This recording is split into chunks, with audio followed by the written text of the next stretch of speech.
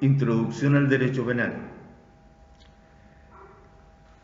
Bien, habíamos estado empezando a estudiar los periodos de la evolución del derecho, en la evolución del derecho penal.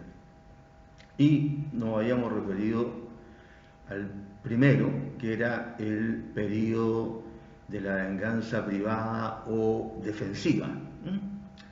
¿No es cierto? Esto tiene que ver con el atavismo, esas regresiones del ser humano hacia épocas, ¿no es cierto?, pretéritas, bastante pretéritas, en las que evidentemente la reacción era diferente a la que debería ser ahora, porque el ser humano en muchos aspectos mantiene, ¿no es cierto?, conductas que son de época primitiva. No vamos a tapar el sol con un dedo, como se dice normalmente. Así que en esta época, cuando alguien le causaba daño a otro, ¿no es cierto?, este otro reaccionaba él personalmente o reaccionaba la familia. Que se hablaba de la venganza, ¿no es cierto?, privada o de la venganza de la sangre. Y ahí hablamos de las limitaciones que se colocaron a esta venganza, porque como ustedes comprenden, no todo el mundo reacciona igual y de repente, ¿no es cierto?, el daño causado no guarda relación con el que después le causaba la víctima misma o los parientes de la víctima al ofensor. Y entonces ahí aparecieron estas limitaciones de la ley del talión, el famoso ojo por ojo, y también del abandono noxal y de la compensación, que de manera diferente, ¿no es cierto?, con algunos elementos que tienen que ver con nuestro diario vivir, se han incorporado, pero esta forma de indemnizar, ¿no es cierto?, por el que causó el daño a aquel al cual se lo causó, viene de allá, viene de bien antiguo, es más civilizada en los términos actuales, ¿no es cierto? Pero viene de antiguo, de lo antiguo. Y si no se entiende así, basta incluso con ir a otra rama del derecho, cuál es, ¿no es cierto?, el derecho civil. Y empezar a aprenderse, ¿no es cierto?, la responsabilidad extracontractual, delitos y cuasi delitos civiles, que tienen que ver con los artículos 2314 y siguientes, creo que hasta el 2332, ahí termina ese título de la responsabilidad extracontractual. Incluso ya lo dijimos nosotros que de todo hecho nace o puede nacer una acción civil y conjuntamente una acción penal o viceversa.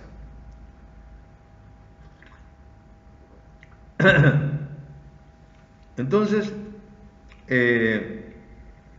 señalamos los delitos que se castigaban en esa época, que atentaban en contra de la persona, ¿no es cierto?, y eso tendía a debilitar al grupo, los delitos contra la brujería, que constituían un sacrilegio contra la divinidad, los de la cacería, ¿no es cierto?, porque mataban las especies que se necesitaban, y el adulterio, ¿no es cierto?, porque era la base de la consanguinidad.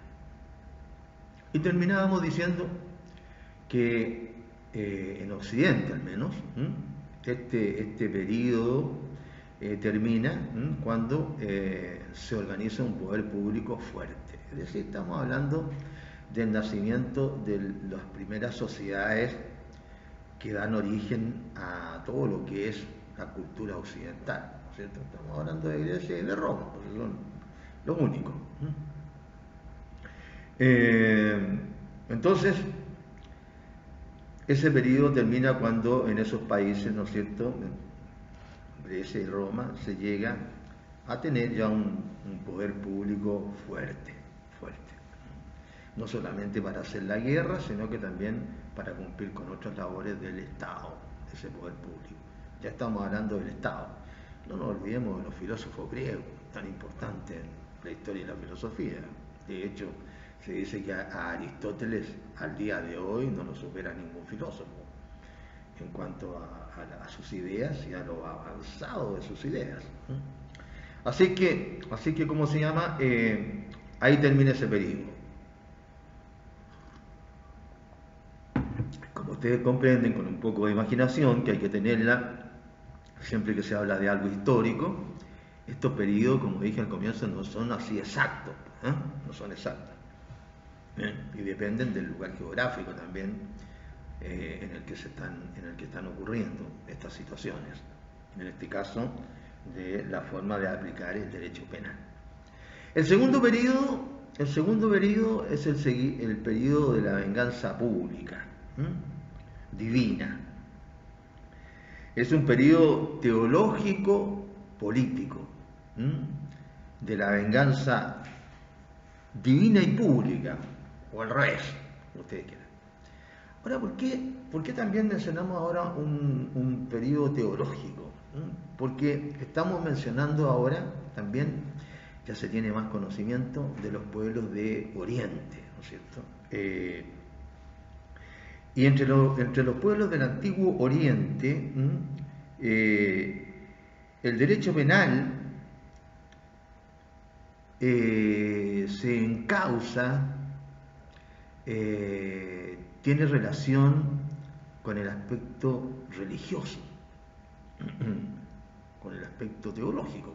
Todas las religiones, ¿no es cierto?, adoran a un ser supremo, relativo a dioses o a dioses, y relativo a los atributos y perfecciones que debería tener el Dios que se adora.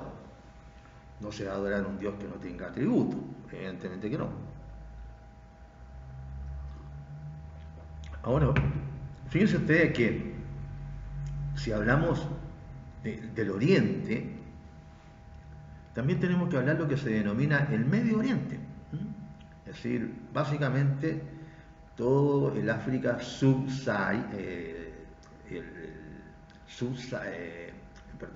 sahariana, todo el África sahariana, porque subsahariana es más o menos de la línea ecuatorial hacia abajo, hacia el sur justamente. Sí, toda la parte selvática, básicamente el Congo es como el ejemplo mejor. Y el África sahariana es donde predomina justamente ese gran desierto, el Sahara. O la mayoría de estos pueblos, ¿no es cierto?, son musulmanes, hasta hoy día.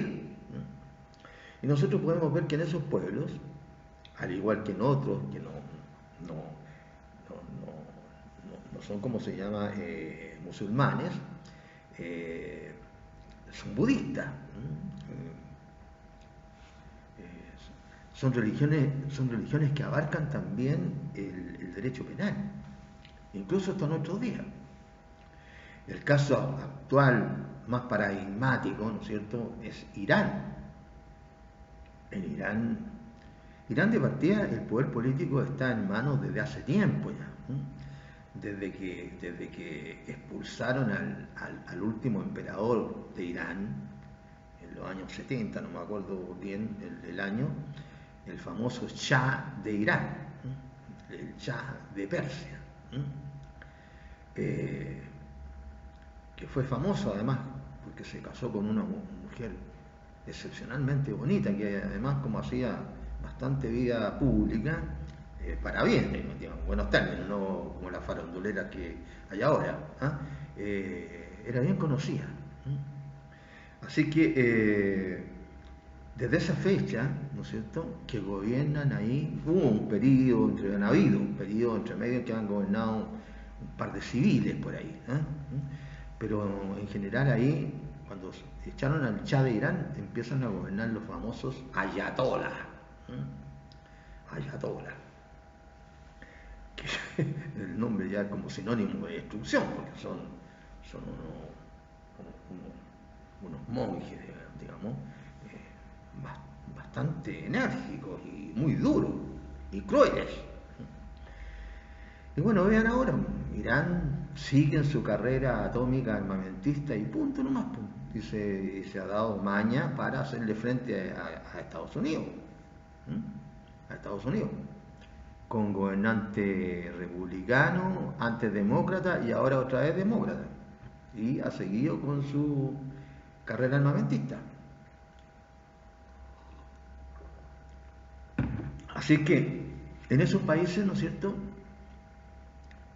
islámicos, al menos, que adoran el Islam, ¿no es cierto?, está unido el derecho penal con, y a lo mejor otras ramas, yo me refiero al derecho penal específicamente, con la religión, con la religión. Desde los pueblos del Antiguo Oriente, entonces la religión está encauzada en ese sentido, junto con el derecho penal. Por ejemplo, para los hebreos el delito era un pecado de desobediencia hacia la divinidad. Y la pena era una expiación purificadora. No nos olvidemos del pobre Moisés, del Moisés. El pobre Moisés se la pasó caminando nomás porque lo condenaron al destierro siempre, ¿no? Entonces, y además que no lo condenaban al destierro así Andy Golbil Liguerito, lo condenaban, creo que la segunda vez tenía que marchó 40 años por el desierto, una cosa así. Sus hijos, todos llegó a tener nietos, grandecitos ya estando en su destierro. Entonces, aquí se consideraba un pecado de desobediencia a la divinidad. Entonces, la pena era una expiación purificadora. ¿Impuesta para qué? Para desagraviar a la divinidad. ¿Por quién la imponía? La autoridad. ¿En representación de quién? De la divinidad. Y las penas eran severísimas. Severísimas. Como todas las penas en Occidente, también las penas eran severas, pero más todavía en Oriente. Ya lo hemos dicho anteriormente a propósito de cuando pasemos al tercer periodo, que es el periodo humanitario, ¿cierto?, que precisamente busca dejar atrás este periodo anterior, ¿no es cierto?, de la venganza teológica, política o de divina y ¿cómo se llama?, y pública.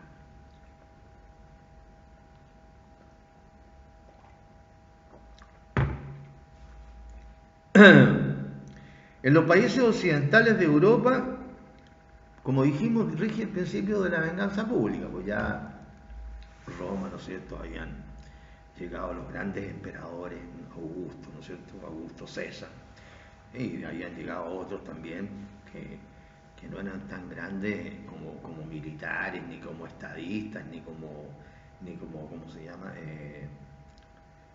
arquitectos incluso de las construcciones que hicieron, sino que eran famosos por lo malo, pero igual eran Césares. César es rey, ¿no es cierto? Eso quiere decir César para los romanos, rey. Entonces acá había una venganza pública y los delitos también se castigaban con mucha severidad. Con mucha severidad. Bueno, ustedes están en tercer año, Derecho Romano estudiaron hace poquito, ¿no? Así que me imagino que, ¿no es cierto?, aunque lo hayan leído más o menos, no estudiado, pero algo se acordarán, algo se acordarán de la parte penal, que fue, no sé ahora cómo están los estudios, no sé si se pasará, ¿no es cierto?, las delictae,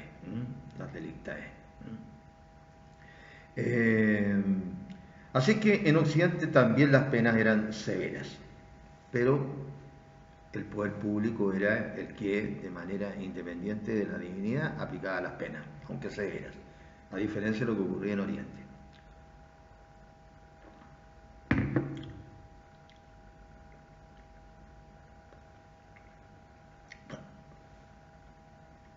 Eran características esenciales, perdón, eran características esenciales del derecho penal en este periodo, lo que acabo de decir, la crueldad excesiva de las penas, penas de muerte, mutilaciones, marcas, torturas. Si por cualquier cosa se aplicaban estas penas, o sea, no sé, pues se cometía un delito sencillo, que ahora se llamaría de bagatela, ¿no es cierto?, de poca monta, y al tiro con una pena de esta. Una pena, imagínense, para que le dejen una marca a uno. Es una pena gravísima, para que a uno le quede una marca. No sé, que lo marquen con, no sé, que le pongan algo con fuego, o le peguen un tajo, ¿no es cierto?, etcétera. Una marca normalmente es una pena grave, la que deja una marca, digo. Sí, no me estoy refiriendo cuando uno se quema con la tetera, estoy refiriéndome a las penas que aplica el poder público, de las penas severas. Después, la falta de personalidad de las penas. Las penas, o sea, no regía en esa época el derecho penal de actos, en el que se sanciona a las personas, porque los delitos son conductas humanas, conductas humanas, que repite mucho Zaffaroni, hace hincapié en las conductas humanas. Entonces, en esa época, en este periodo teológico político de la venganza pública o divina, las penas no solamente trascendían a la familia, sino que también le tocaba a los familiares, sino que también a las cosas y a los animales, a veces.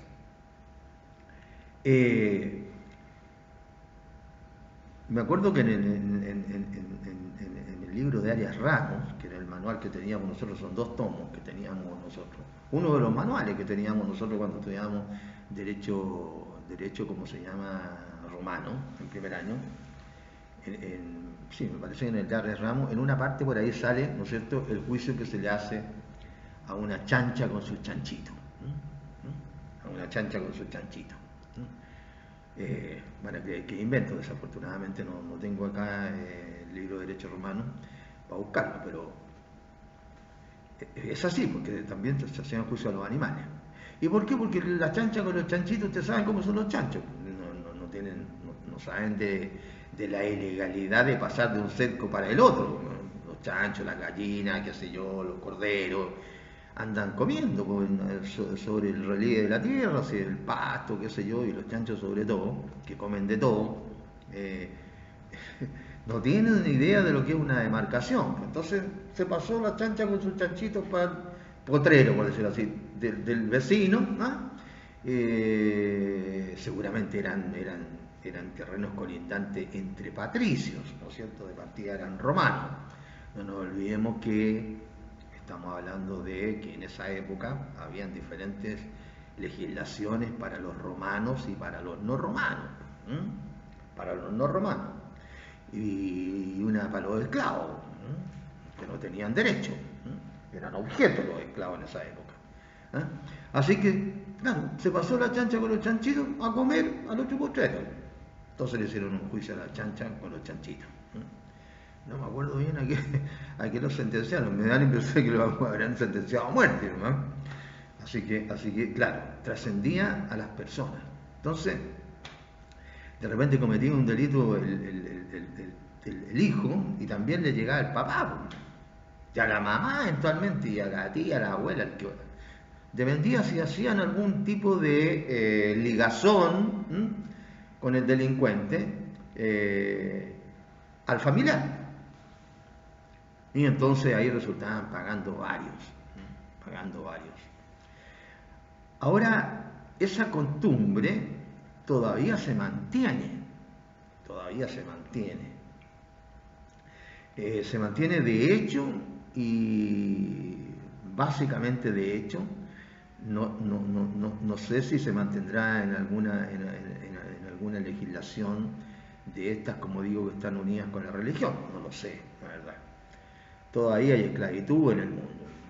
Todavía. Lo que pasa es que se hacen pocos reportajes respecto de las formas de esclavitud. Justamente cuando hablábamos delante del Sahara, en esos sectores, ¿no es cierto?, hay tráfico de esclavos y de niños todavía. Me tocó ver un reportaje, me acuerdo, en el que un tipo que tenía, pero es cierto, ¿no?, tenía como, no me acuerdo bien, eran como, digamos, 50 o 60, por ahí, niños, niños, y se veía en el reportaje cuando lo traía, ¿cómo se llama?, a su predio, se veía puro desierto, ¿no?, a su predio, hay una, digamos, casa, cuestión de estar tarabra, y abría como una tapa en el suelo y todos los niños entraban, ¿cómo se llama?, ahí abría un hoyo abajo, ¿no es cierto?, entraban un montón de niños ahí, de diferentes edades, pero todos chicos, digamos, en 10 años, 11, 12, por ahí. Y con unas cuerditas le pasaban algo de comer y para que tomaran algo, y venían de algunas labores que hacían durante todo el día, esos pobres niños. Estamos hablando ahora. Este reportaje sí tiene algunos años, no sé, se pierde uno con tanta noticia que hay, noticia mala, obvio, en el tiempo. Pero digamos, 10 años atrás, una cosa así sería. O sea, hoy día.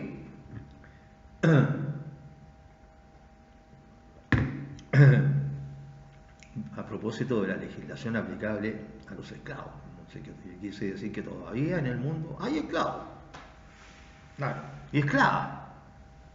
Hay películas por ahí, ¿cómo se llama? Una película de un gallo que es re bueno para hacer películas de acción. ¿Cómo se llama? Ya como en la número 3 ya. Pero la número 1, un gallo bien alto, que es un actor inglés, se llama Liam Neeson, el actor, hizo el personaje de esta película famosa que se llama La lista de Schindler. Y ahora se trata en esta película de que un malo o varios malos siempre quieren matar a la señora con su hija. Esa es la historia. Y en la número 1 se raptan a la hija. Y se la raptan de ¿cómo se llama?, de ahí en París, porque la hija había ido de vacaciones con una amiga, y se la raptan y la estaban vendiendo, ¿no es cierto?, como esclava a un jeque árabe. Eso se ha sabido de años. Para tenerla encerrada en un palacio, ¿no es cierto? ¿Qué es lo que es eso? Tener a la fuerza a una mujer joven y buena moza. En la película, claro, le dan más color, qué sé yo, todo, pero trasuntan una realidad. Es una realidad. Así que ¿cómo se llama? Estas cosas, se las digo para que no crean que todo es película. No, hay muchas cosas que desgraciadamente son ciertas. Son desgraciadamente ciertas, así como, bueno, voy a criticar de nuevo, como los errores del Ministerio Público chileno, en el caso de Tomasito, que está de moda de nuevo por los errores. Bien, entonces trascendían a la familia también las sanciones, y también trascendían a las cosas. Si realmente, ¿no es cierto?, la persona que había cometido el delito era sancionado, también podía ser sancionada las cosas que le pertenecían. Y entonces se las podía destruir, por ejemplo. Si eran de madera se las podía quemar, etcétera, etcétera. Entonces, crueldad excesiva de las penas, falta de personalidad de las penas, o sea, trascienden a otros, no solamente al que comete el delito, como es actualmente, desigualdad ante la ley.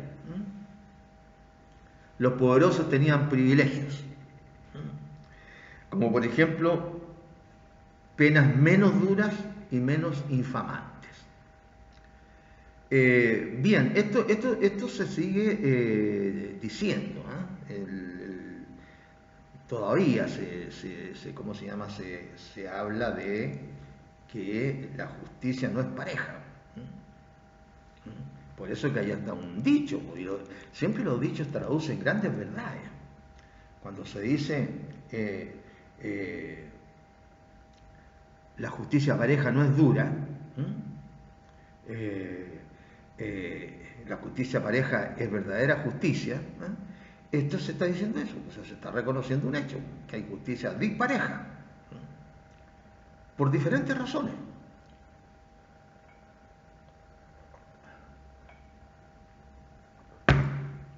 Básicamente, ¿no es cierto?, de poder, de poder.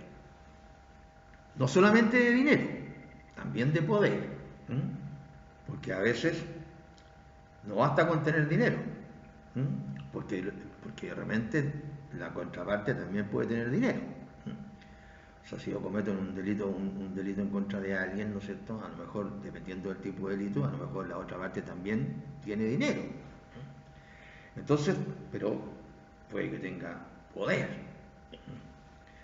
Cuando han ocurrido las crisis de los bancos, no solamente en Chile, ¿por qué a los bancos los salvan? Que es una de las cosas que se les critica ahora al gobierno este. A propósito, ¿no es cierto?, de que la gente no puede cobrar esto, no sé si bonos, préstamos, ya no sé, porque no sé cómo el formato que hay que llenar para darme cuenta, porque no he postulado, porque claro, si uno tiene un sueldo decente no puede estar metiéndose con la gente que no tiene o que tiene derecho al costo, ¿no? Lo digo porque de repente a esta gente que uno conoce postula, y a uno le dan ganas de decirle, oye, ¿con qué cara postuláis? Pues si esto es para gente que tiene menos que uno. Entonces, bueno, pero así es la vida. Entonces, esto de los privilegios. Como digo, actualmente se habla de los privilegios que ocurren respecto de los que tienen poder. Y los poderes, lo que hay que saber es ubicarse, también en las ideas, jóvenes. Esa es la gracia que tenemos que tener los abogados, de razonar bien. O sea, nosotros somos personas de razonamiento. No así a los fanáticos nomás, no, yo, mire, me demostraste que esto es así, pero yo igual voy a seguir siendo así.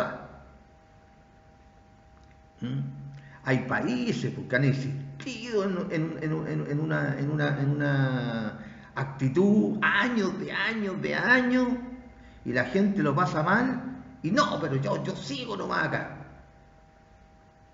Eso es fanatismo. Entonces, uno, ¿no es cierto?, a propósito de los privilegios, vienen de todos lados. Los privilegios vienen de todos lados. No solamente crean que los privilegios vienen de un puro lado. Sí, de un puro lado vienen generalmente por tal razón, pero de otro lado vienen generalmente por otra razón. ¿Se da cuenta? Entonces también hay un privilegio. Así que eso ha ocurrido siempre, esto de los privilegios, y ese hecho que han ocurrido siempre no. Simplemente quiere decir que son históricos, no quiere decir que estén bien, ¿no? Porque en teoría, ¿no es cierto?, la justicia debería ser ciega, ¿no? Por algo las estatuas y las pinturas de la justicia la presentan con una venda en los ojos. ¿Qué quiere decir eso? Que no se debe ver quiénes son los litigantes, sino que tiene que hacerse una justicia verdadera, tipo Salomón. Pero desde que existió Salomón hasta ahora ha pasado mucho tiempo. Entonces los jueces de hace mucho tiempo ya no son como Salomón, pues, evidentemente. Entonces, eso a propósito de los privilegios. La idea es cómo hacer para que cada vez existan menos privilegios. Menos privilegios, porque es complicado, es complicado. ¿Cómo se llama esta reforma procesal penal que se fue a copiar a Europa y a Estados Unidos? Cambió, por ejemplo, el sistema de jurado por el sistema de una triple juez en el juicio oral. Porque esa idea del jurado está arraigada dentro del alma anglosajona. Ellos la iniciaron. De hecho, cuando fue la conquista del lejano oeste, imagínense ustedes lo que era aplicar justicia en el lejano oeste, pues entraban todos al tribunal, ahí no había detector de metales, y no habría sacado ni el detector de metales, se habría echado a perder, porque entraban todos con pistola y con rifle. Así que imagínense. Debe haber sido difícil, ¿eh? Y ahí se elegían, ¿no es cierto?, a los jurados de ahí, de la gente del lugar, pues. Y lo que decía el jurado era lo que se respetaba. Bueno, nosotros esa idea de jurado no tiene, como se llama, mucho arraigo. Por eso que tal vez se eligió esta otra fórmula, ¿no es cierto?, de tres jueces. Porque siempre cuando hay un órgano impar, ¿no es cierto?, siempre va a haber una resolución, porque va a haber alguien que va a resolver el empate. Y claro, porque nosotros no tenemos esa idea.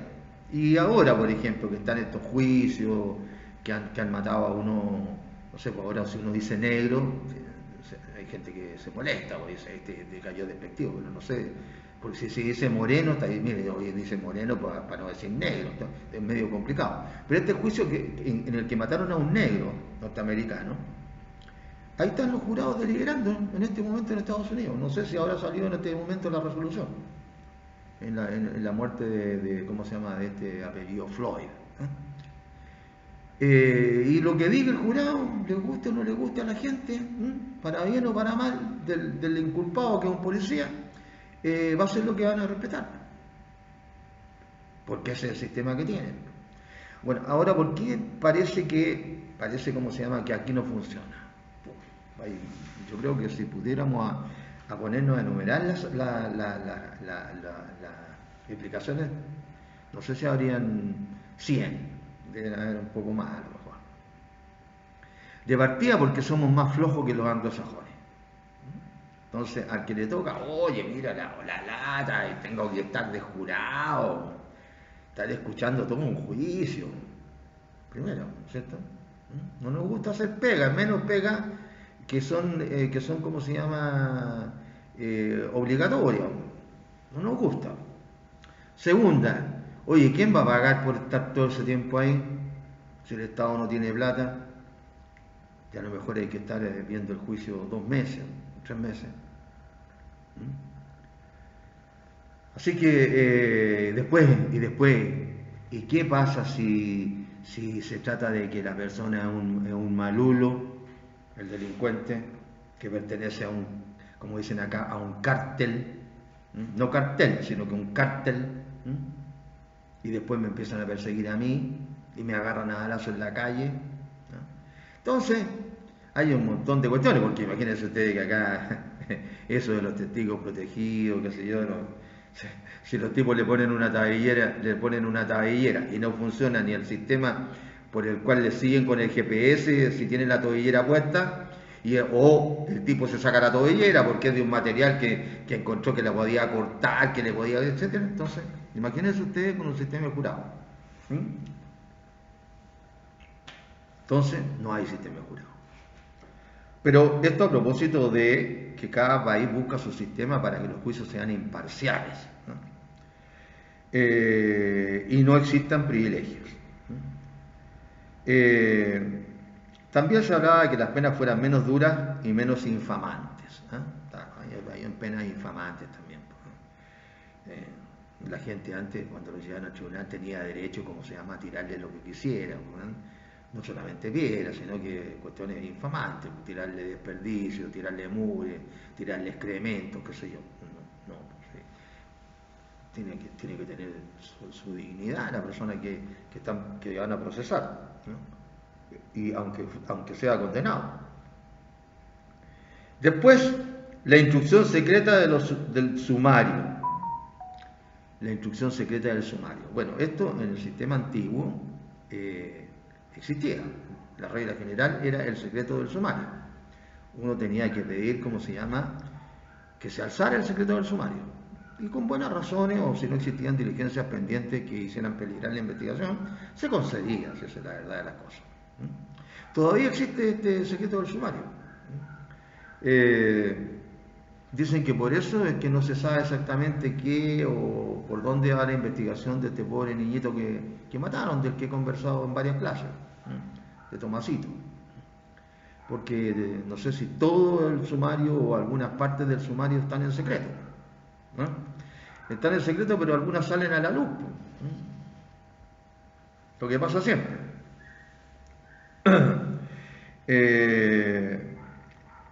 Entonces, con la instrucción secreta del sumario no existían garantías procesales. Ese es el problema. Claro, si yo no conozco el sumario y el otro lo conoce, entonces el que lo conoce está más armado que el que no lo conoce, procesalmente hablando. Así que no es buena la regla general del secreto del sumario. Es mejor ahora, en ese sentido, el proceso penal. Que, ¿no es cierto?, la regla general es la publicidad. En casos excepcionales, secreto. También se utilizaba el tormento para hacer confesar. El tormento. Hay una película norteamericana, pero que trata sobre un tema que es, la historia es en España, porque es a propósito de la Santa Inquisición,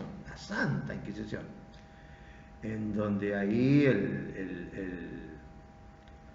¿cómo se llama?, el mandamás de la Inquisición, ¿cómo se llama?, era re malo. Y ahí, ¿cómo se llama?, se aplicaba el tormento, pero de una manera terrible. O sea, todos los tormentos son terribles, pero me refiero, se aplicaba el tormento así como lo más normal. De hecho se dice lo que todos sabían desde esa época, que había gente que decía al tiro: oiga, no me tormentes, reconozco todo. Lo que tú quieres ponerme lo reconozco, pero no me atormente. De ahí viene la palabra no me atormente, del tormento. No me flagele, no me torture. Reconozco todo, lo que usted quiera, lo que quiera. Lo que hice y lo que no hice y lo que pensaba hacer, lo que usted quiera. Claro, ¿no es cierto?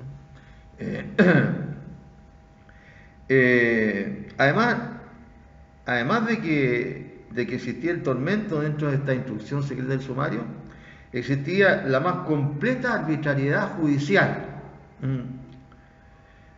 Es decir, los jueces estaban facultados para incriminar hechos. Cualquiera.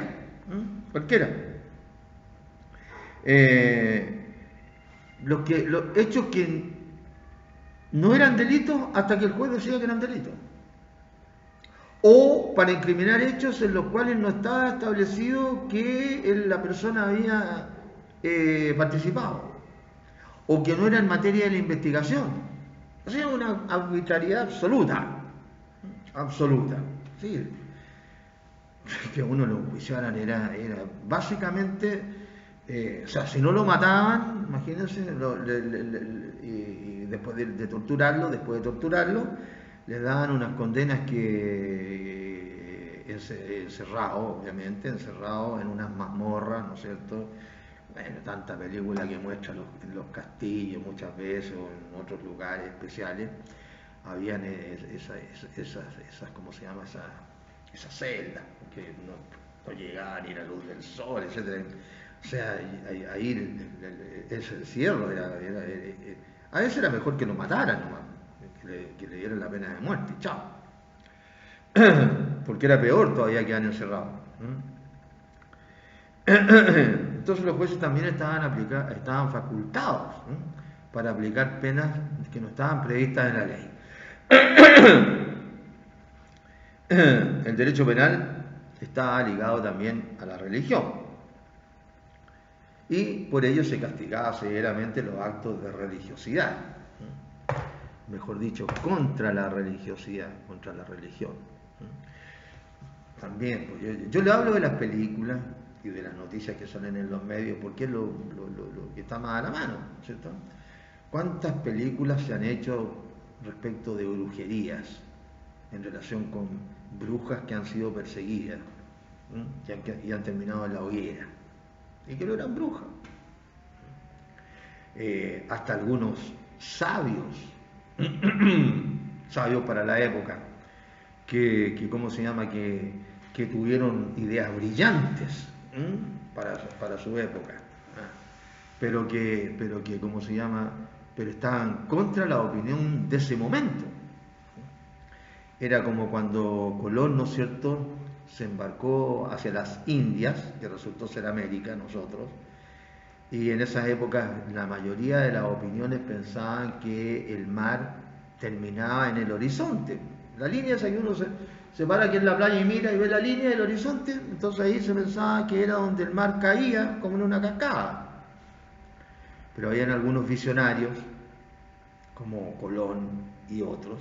Normalmente se habla de Colón porque él es el que, con nombre y apellido, se embarcó y fue hacia el horizonte, porque muchos lo pensarían, pero a lo mejor dirían, bueno, pero por si acaso no voy a ir. Claro, el que es recordado es el que corre el riesgo, ¿me entienden? Pero, y entonces se demostró que la Tierra no era redonda, no era plana, como pensaban los que ¿cómo se llama? Los que sostenían que ahí terminaba en el horizonte de la Tierra y caía a un precipicio. Todo esto, ¿no es cierto?, hay que verlo con los ojos de la época. Esto lo voy a repetir siempre, porque ahora que estamos viviendo este movimiento que se denomina la posverdad, los que hablan ahora, con los ojos de ahora, sobre hechos de antes, critican de por qué se hicieron las cosas antes de una manera distinta a como ellos las harían ahora. ¿Se dan cuenta? Entonces uno tiene que tratar de ponerse en los ojos de los que estuvieron en ese antes, cuando se vivió el momento. Así que este es el segundo periodo dentro de las etapas del derecho penal, de la venganza pública, de la teológica o de la divinidad. Bien, dijimos cómo se llama, cuáles eran las características del derecho penal de esa época, ¿no es cierto? Pena infamante, secreto del sumario, etc. Bien, ahora vamos a ver que empezamos un movimiento, o empieza un movimiento, básicamente a través de una persona, con una obra específica, perdón, teléfono. ¿Aló? Sí, estoy grabando una clase, mi querido amigo. ¿Aló? Sí, porque no sé si me podéis decir cortito para no cortar la clase.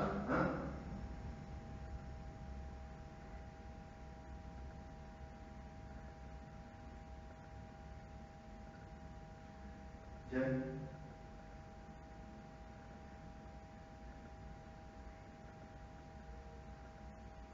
Sí.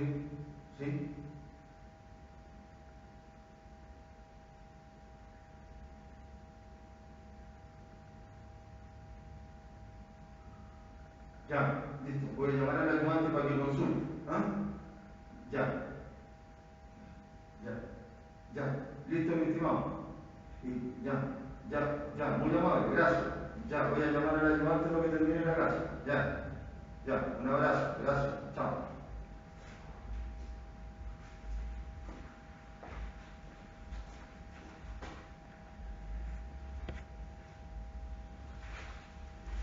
El jefe Carrera. Bien. Ahora entonces el tercer periodo es el llamado periodo humanitario. Periodo humanitario. Este periodo viene a ser una reacción en contra de los excesos del derecho penal de la época anterior. Y se inicia con el derecho canónico. Porque, por ejemplo, a la pena exclusivamente expiatoria, el derecho canónico le añade un plus de educación y de resocialización, si ustedes quieren, de corrección y enmienda. Voy a prender las luces, perdón, Juan.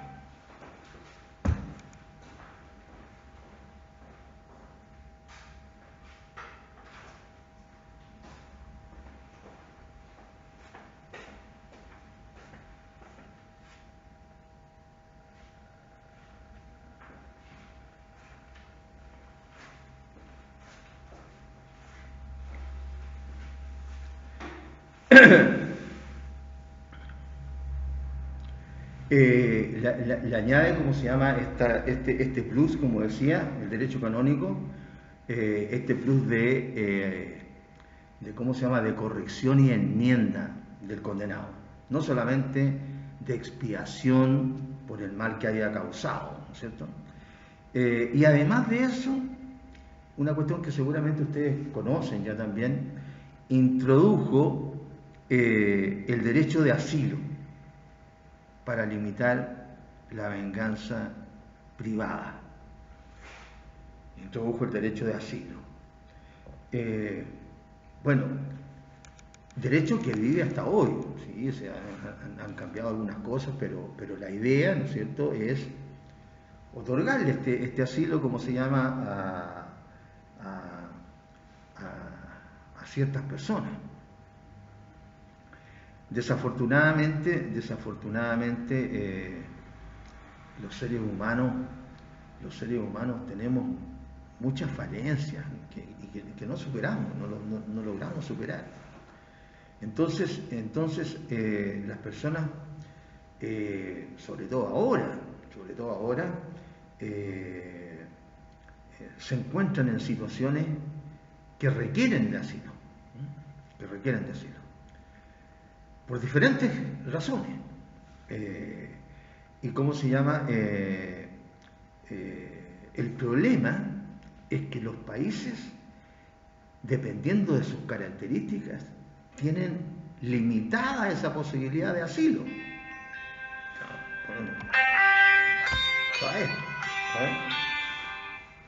¿Aló? Sí, Barbarita, estoy grabando la clase. Sí. Ya, pero perdona, lo que termine, me llamó el jefe de carrera y te iba a llamar yo a ti para ver si puedes, ¿cómo se llama? Acordar con los alumnos correr la prueba, porque me dijo el jefe de carrera que en realidad eran muy pronto y que eso, bueno, tú estás ahí, se sacó el pillo, ¿no? Y nos dejó a nosotros ver la posibilidad de llegar a un acuerdo, ¿no? Así que no sé si lo podría hacer. Si no se puede, bueno, tenemos que hacer desayuno, pero no quieren. ¿Ah? Ya me dijiste, entonces lo que grabe te llamo. O sea, lo que termine la clase te llamo. Chaito. Gracias. Chao.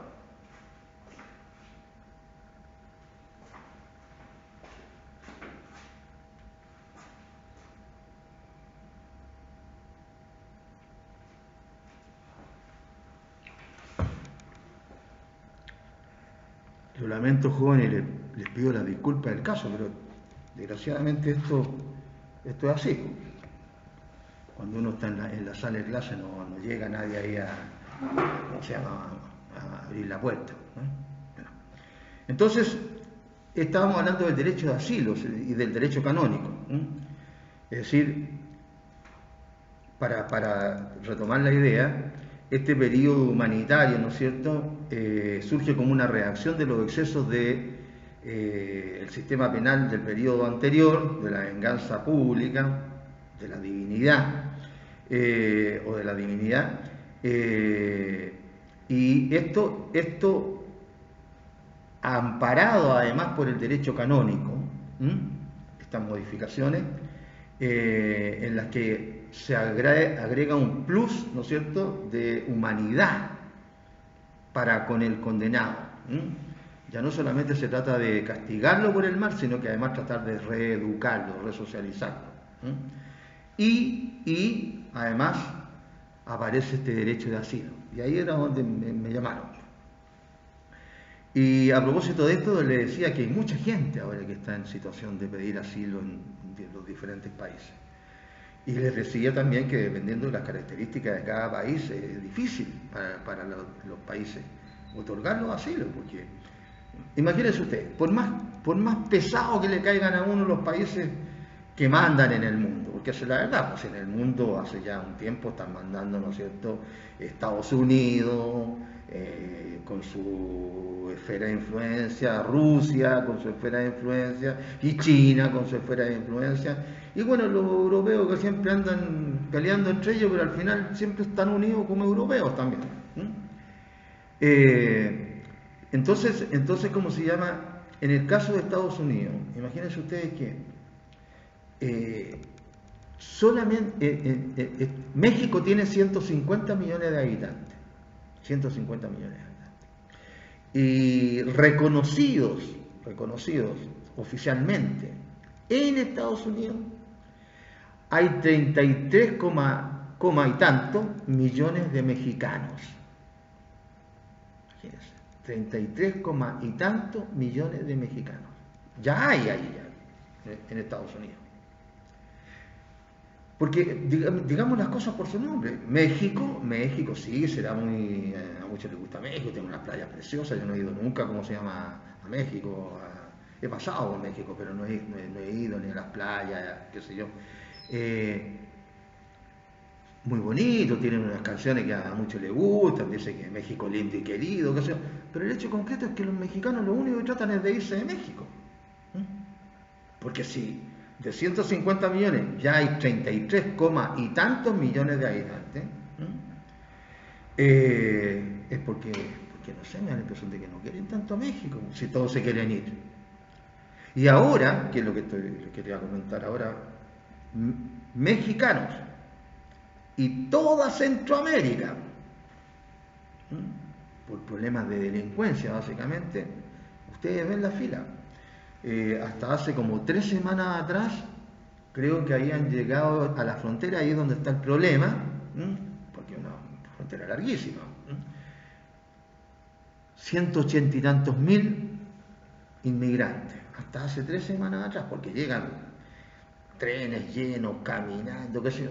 Entonces en Estados Unidos, ¿no es cierto?, ya con la cantidad, imagínense que el último, ya no el último, porque hubo un tiroteo ayer, qué sé yo, anteayer, no sé, una vez a la semana, pero en uno de los últimos tiroteos en Estados Unidos, un joven le disparó a los de la los empleados de correo, les disparó y mató a no sé, como a 8, creo, dejó herido no sé cuánto.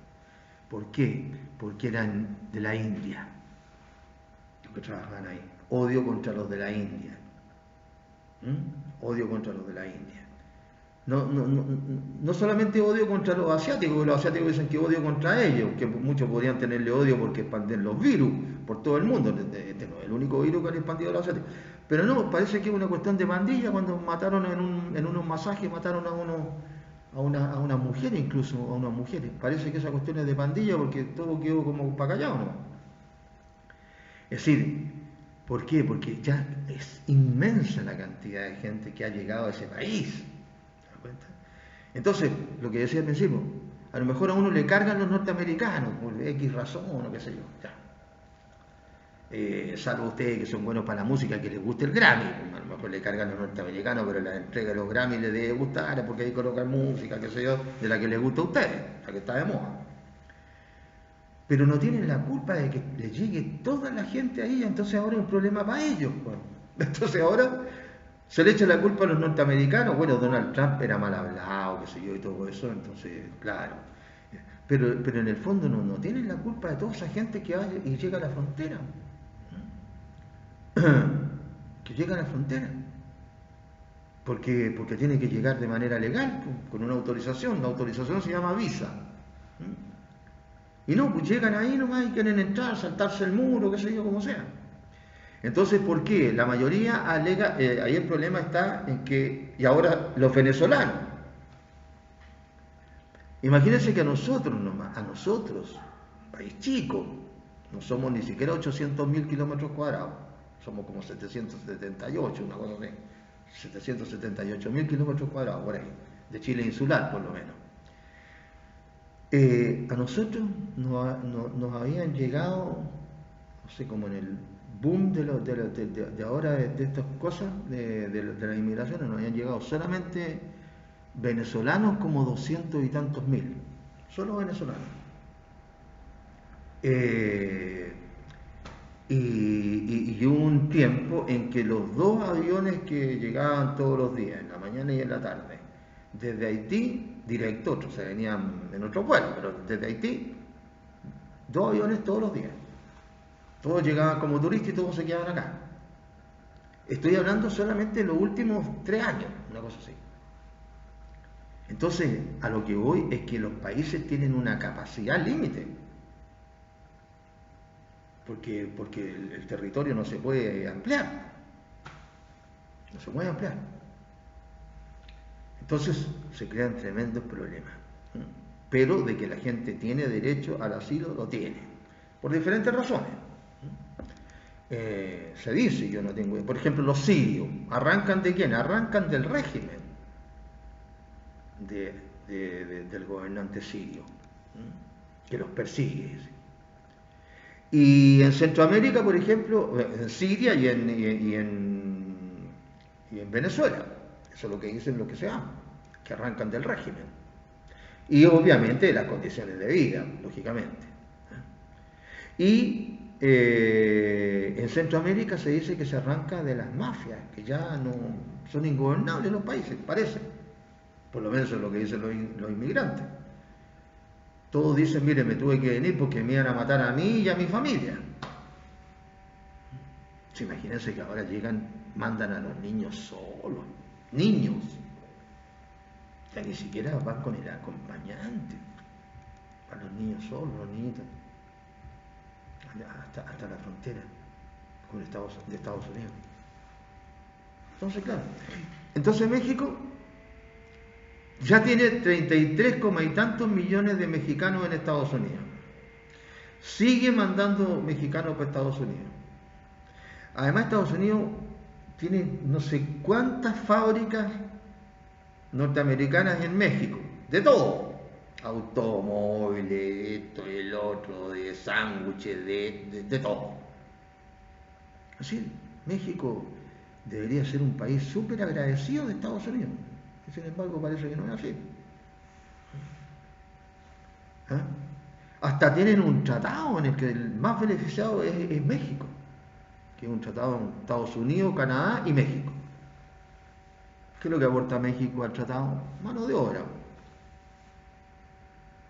Pero ¿quiénes le van a poner a la casa las industrias?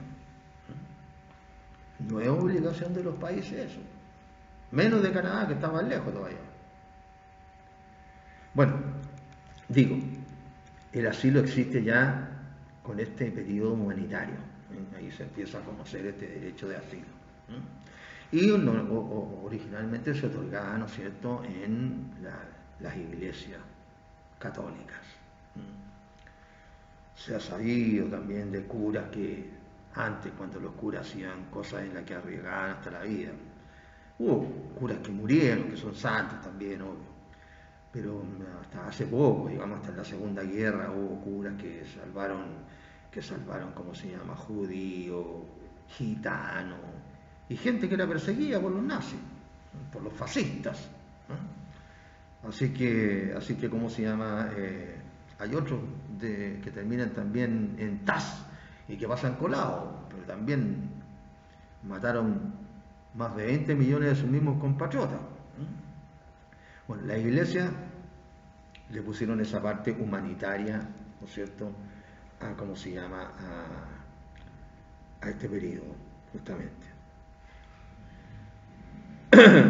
Muchos filósofos y juristas abogaron por la reforma penal.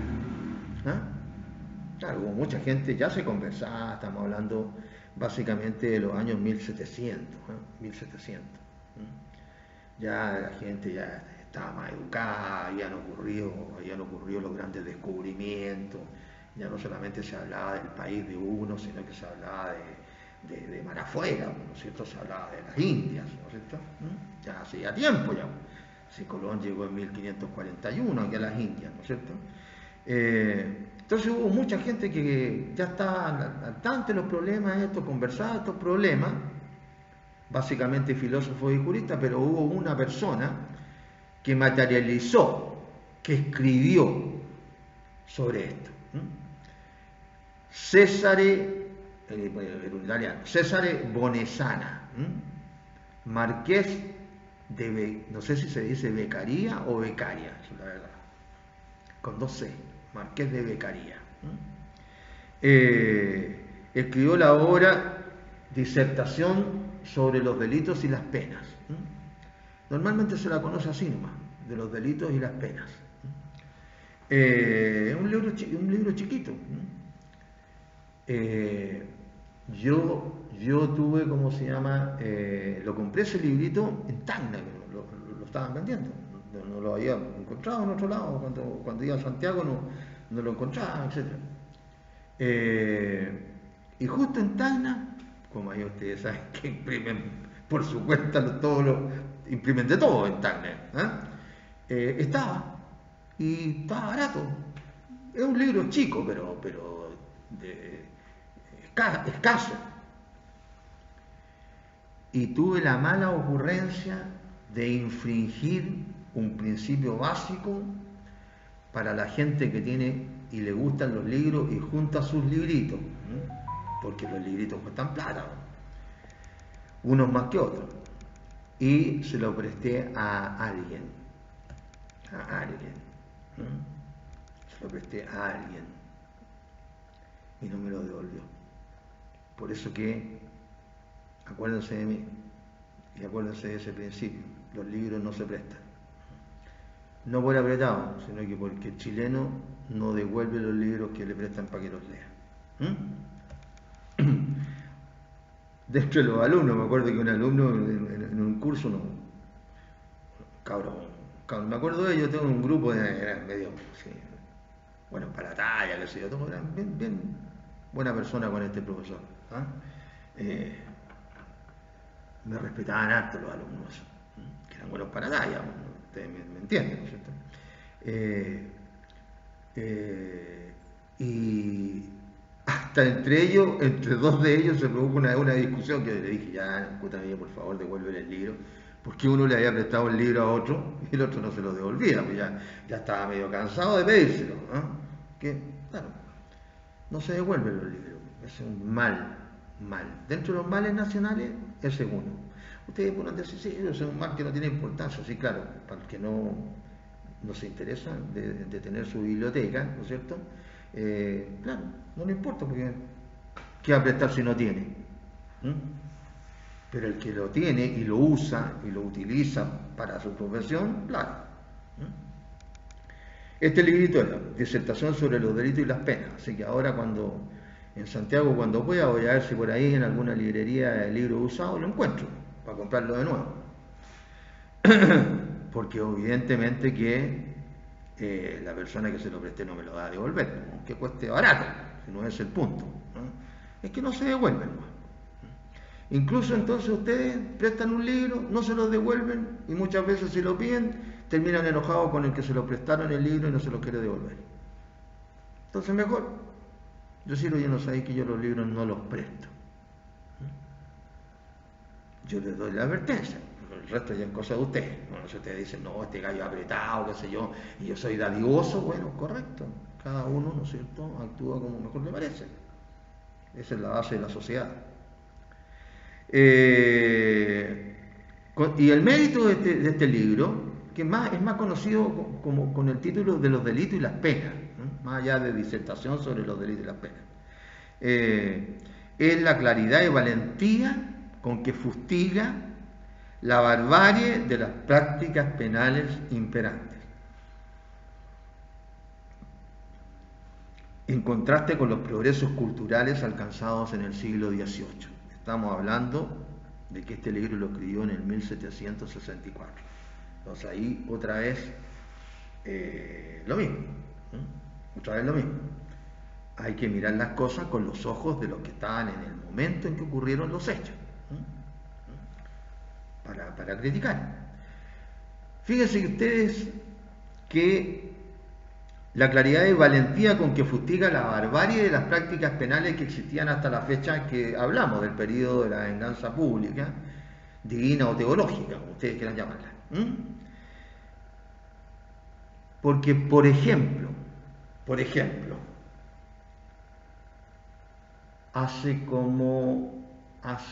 ver, no sé, debe ser ya unos 20 y tantos años. Sí, unos 20 y tantos años, parece. Una periodista chilena escribió un libro que se llama El libro negro de la justicia. El libro negro de la justicia. En el que decía puras verdades. Bueno, se prohibió la venta de los libros que habían logrado salir porque se le aplicó inmediatamente por el Poder Judicial la Ley de Seguridad Interior del Estado. La periodista tuvo que salir arrancando. Estuvo un tiempo viviendo en el extranjero, llegó de vuelta ya hace tiempo, y ahora pasa desapercibida completamente. Por haber escrito la verdad, no. La verdad.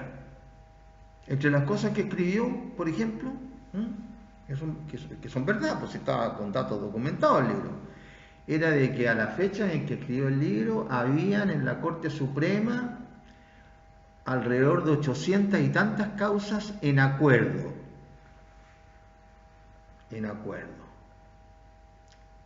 Y de estas causas la mayoría tenían más del tiempo que establece la ley y el auto acordado para tramitación y fallo de los recursos para su fallo. Incluso habían causas que estaban en acuerdo hacía años. Creo que había una que tenía como 15 años en acuerdo. Y había otras en las cuales habían muerto algunos de los ministros que habían participado en la vista de la causa. Y sin embargo, Ley de Seguridad Interior del Estado. ¿Esto por qué se lo cuento? Se lo cuento porque César Bonesana escribió en 1764 en contra de lo que estaba ocurriendo en su época. Imagínense, 1764, 1864, 100, 1964, 200 y sumémosle unos 40 o 30. 230 años antes. Era valiente, ¿no? Claro. Ahora, ¿cuáles fueron los postulados de este periodo y básicamente de la época en que se escribió el libro, lo que dice el libro? Hay postulados de orden penal, pero también postulados de orden procesal penal, porque eran las cosas que ahora son aberrantes, que conversábamos delante, ¿no es cierto? No existía personalidad, o sea, era impersonal, se hablaba de un derecho penal no de acto, sino que de autor. Se perseguía hasta los parientes del que había cometido el delito, hasta los animales y hasta las cosas, por ejemplo. Los sumarios eran no secretos, secretísimos. El juez podía crear delitos. Entonces, contra esto, ¿no es cierto?, escribe este Marqués de Bonesana. Entonces, sus postulados, ¿cuáles son? El derecho de castigar reconoce como su máxima la máxima a lograr la justicia social y la utilidad social. Ese es el objetivo del derecho de castigar. Segundo, las penas no pueden exceder sin violar las leyes de la justicia, las estrictas necesidades de la defensa social. Vamos a ver que después algunas escuelas, que vamos a estudiar después, algunas de estas escuelas, ¿no es cierto?, mantienen los postulados de Bonesana. Tercero, Bonesana Céchare es enemigo del tormento y de las penas de muerte, de las penas corporales y de las penas infamantes. Bueno, ahí como se llama, hay alguna como se llama, controversia, porque las penas corporales existen hasta ahora, desde el momento en que se elimina la pena de muerte, ¿no es cierto? La pena que quita la vida, las penas que quedan son contra otro de los bienes más preciados del ser humano, que es la libertad. Por eso que las penas más importantes actualmente son las penas privativas de la libertad. Y después vienen las penas restrictivas de la libertad, en materia penal. Bien, entonces ahí, bueno, aquí existen todavía, porque claro, no ha encontrado el derecho penal una pena para cierto tipo de delito que sea equivalente con el delito. Por ejemplo, el tipo que mató a esa niñita y que le dieron el indulto. ¿Cuál pena es equivalente a eso que le arrebató la vida, toda la vida, a una niña que tenía 16 años? ¿Cuál pena es equivalente para ese hecho? La violó primero. ¿Cuál pena es equivalente para ese hecho? Parece que el derecho penal, ¿no es cierto?, que entrega, ¿no es cierto?, es de última ratio, ¿no es cierto?, de mínima aplicación, pero entrega las penas que no existen en otras ramas del derecho, ¿no? Las penas más graves, porque los hechos que sanciona son también los más graves.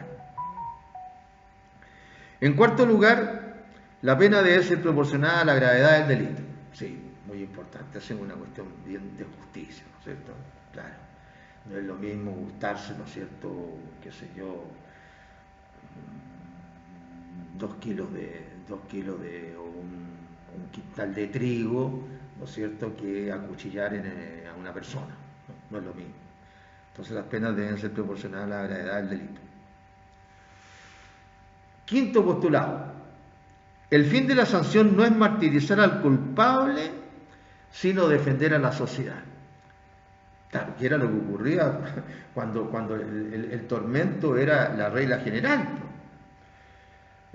Al final yo creo que esos tipos, ¿no es cierto?, como ha ocurrido después en las dictaduras, qué sé yo, hay muchos que atormentan más que para lograr, como se llama a veces, una confesión sobre un hecho que interesa. Hay muchos que atormentan porque son malos nomás. Se acostumbran tanto a atormentar que ya después es por maldad nomás, ¿no? Ya ni siquiera interesa ¿cómo se llama?, el tormento como fin para lograr, ¿cómo se llama?, que se diga algo que tiene por objeto una investigación. No, ya el que atormenta es malo nomás. Muchas veces.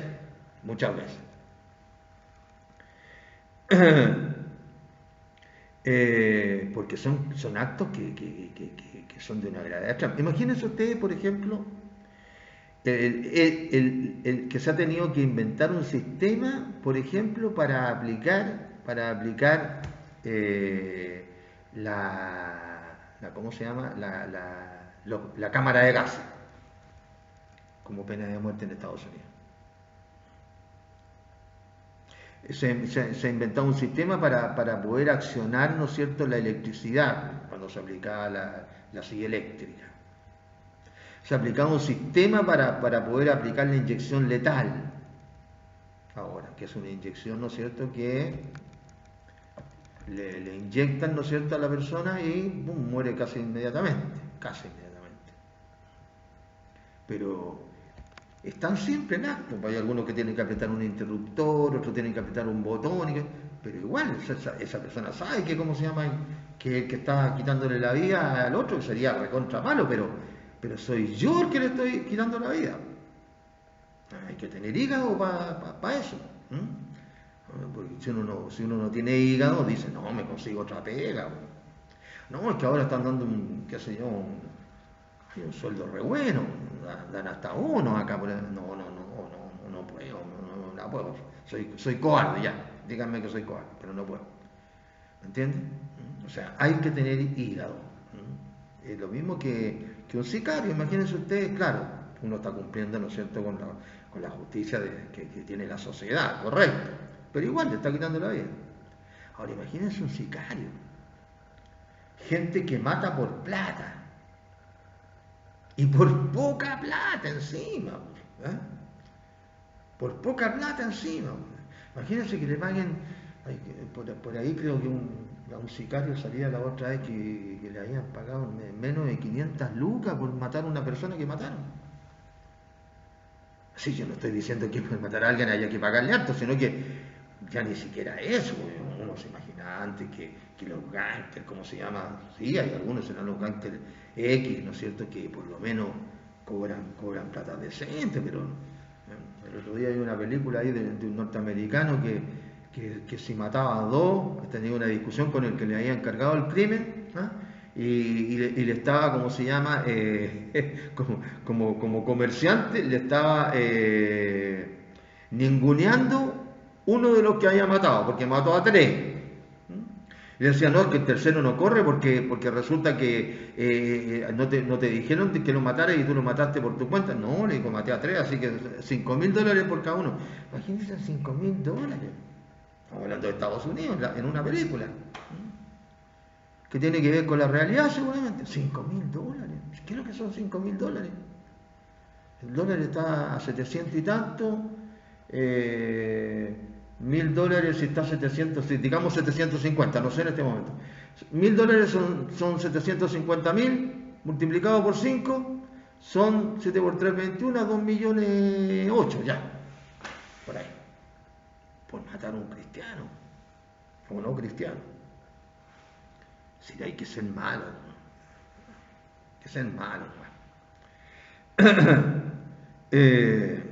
Y encima alguien que uno no conoce, que no le ha hecho ningún mal.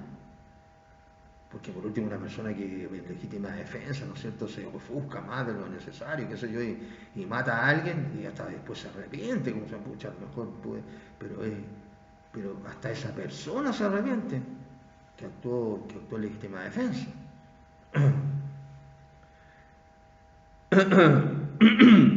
Sexto, proclamar los principios de publicidad, certeza y prontitud de las penas. Publicidad, certeza y prontitud de las penas. Publicidad, certeza. Publicidad de la pena, certeza de la pena. ¿No es cierto? Ahora no hay delito ni pena sin ley. Pero prontitud de las penas, muy importante. Y desafortunadamente en eso otra vez estamos echando agua. Otra vez. Ya le pillaron la formita, ¿cómo se llama?, de salirse del sistema y alargar las cosas. Yo me acuerdo cuando recién empezó la reforma canarica,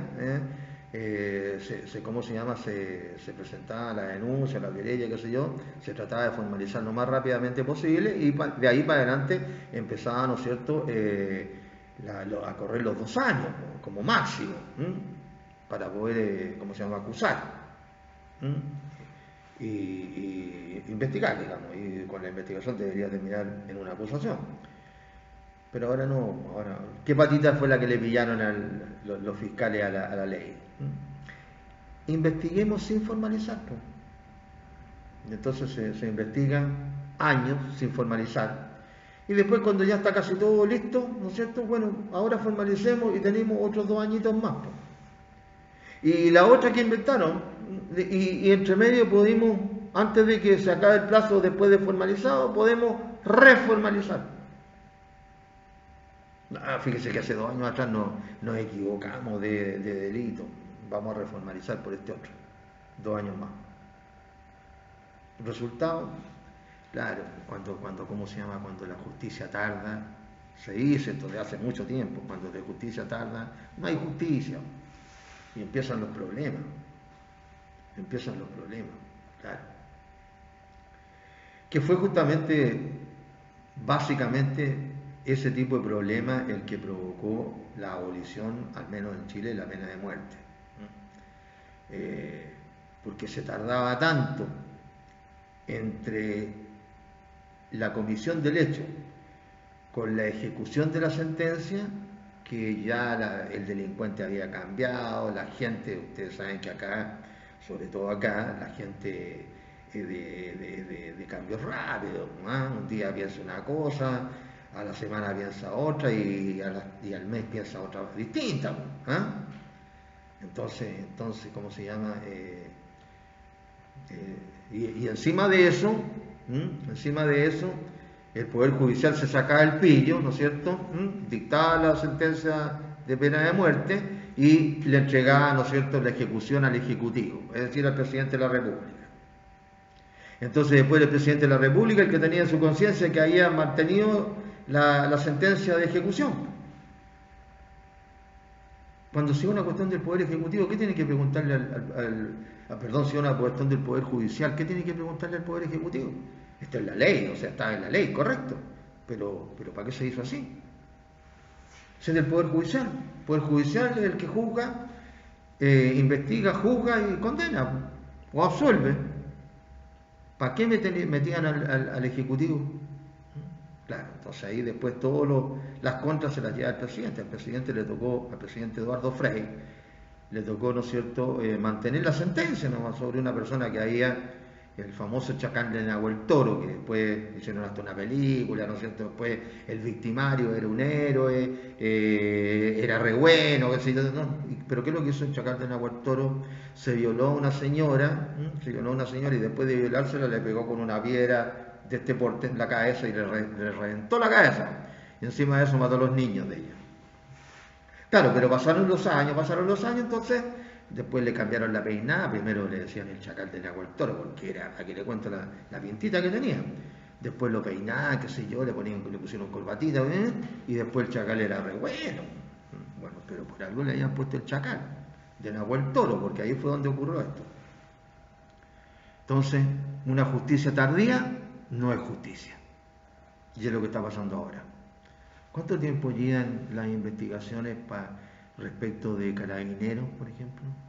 De estas platas de carabineros. Que hay metido generales, coroneles, capitanes, que son como 100, ¿no? ¿Cuánto tiempo lleva ya?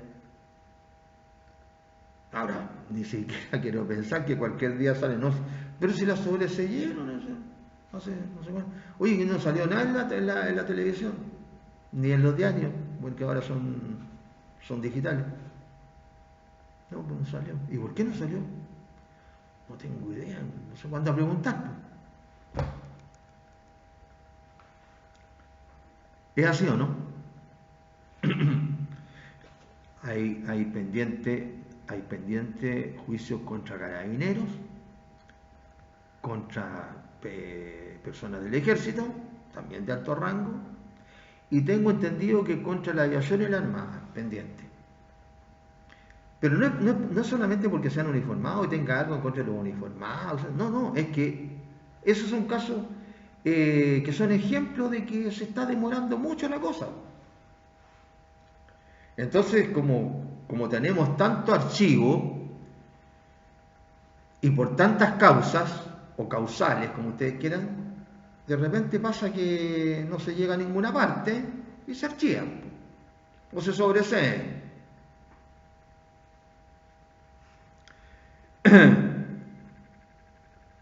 Después, propugna la legalidad de los delitos y las penas. Este es un principio consagrado constitucionalmente, como se llama, lo leímos en su momento, y también por la ley. Así que, legalidad de los delitos y las penas. No hay delito ni pena sin ley. Y además que esté promulgada la ley antes de que ocurra el hecho que lo sanciona. O el hecho sancionado.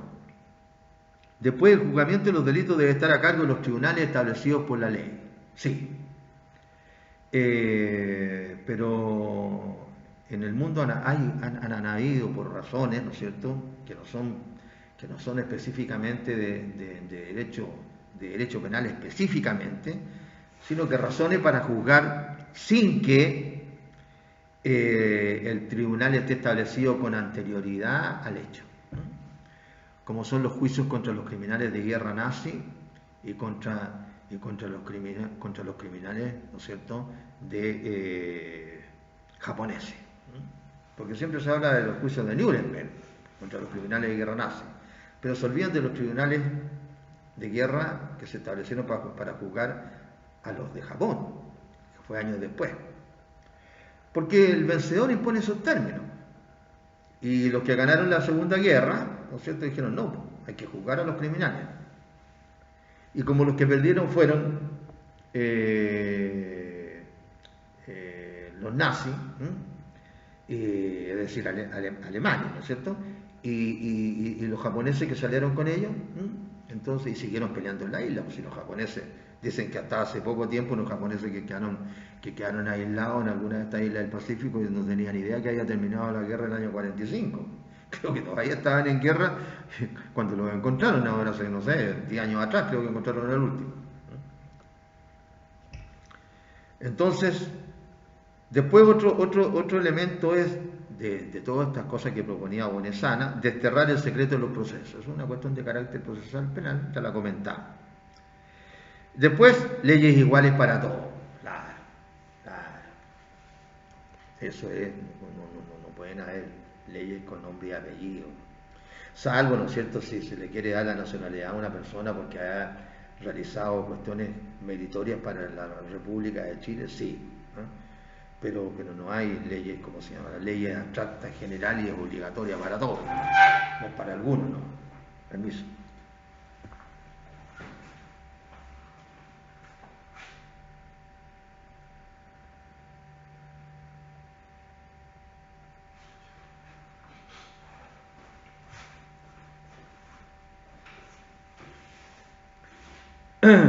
Así las características principales de la ley: general, abstracta y obligatoria.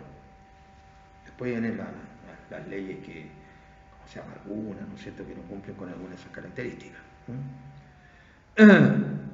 Después, otra cuestión de carácter procesal es que el reo no puede ser considerado culpable antes de la sentencia condenatoria. Esta es una de las cosas que más se dice, ¿no es cierto? Todavía no hay culpable, etcétera, etcétera. No puede ser considerado culpable antes de que lo condenen. Está muy bien. Y más importante que la represión es la prevención de los delitos. Sí, pero eso es una cuestión que, como comentábamos en otra oportunidad, o sea, pues ¿cómo se llama? El derecho penal es un sistema de sanción de conductas. ¿Cómo puede el derecho penal, que es un derecho que sanciona conductas, que sanciona actos que están regulados, precisamente por el mismo derecho penal, cómo podría prevenir, dictando leyes, ¿no es cierto?, que tal vez dictando leyes que aminoren o pongan las penas más severas? Entonces, que dijera el delincuente en esta operación de riesgo-beneficio, dijeran, mire, que es la teoría que existe, ¿no es cierto?, que el delincuente lo que hace es eso, un experimento de comparar cuáles son los riesgos y cuáles son los beneficios en tal o cual operación, que es un delito, ¿no es cierto? Si yo hago portonazo, ¿qué chance tengo que me pillen, por ejemplo? Si estudian ahí, pasan por aquí los carabineros o los PDI, pasan por aquí, no pasan nunca, listo. Entonces acá está la papa. Claro, después que se comete el portonazo, salen alegando los vecinos y dicen, no, si pasamos acá, hicimos una vigilancia, que se iba acá, mira, acá hay una estadística.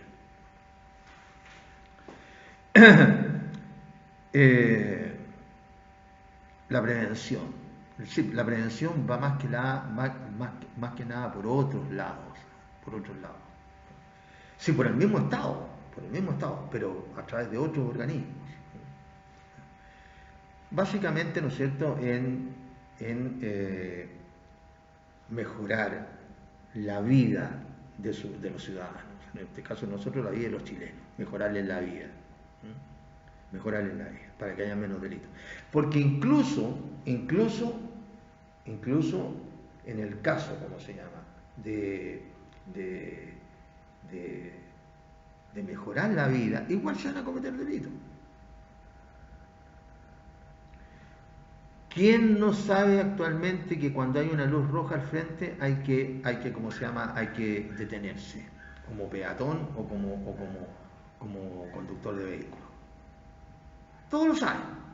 Pero si ustedes van manejando, lleguen a una luz roja de semáforo, paren, ¿no es cierto? Y cuando le den la verde a usted para que avance, vea si sigue pasando gente o no. Sí, lo saben, pero igual infringe. O ¿quién no sabe que no hay que manejar en manifiesto estado de ebriedad?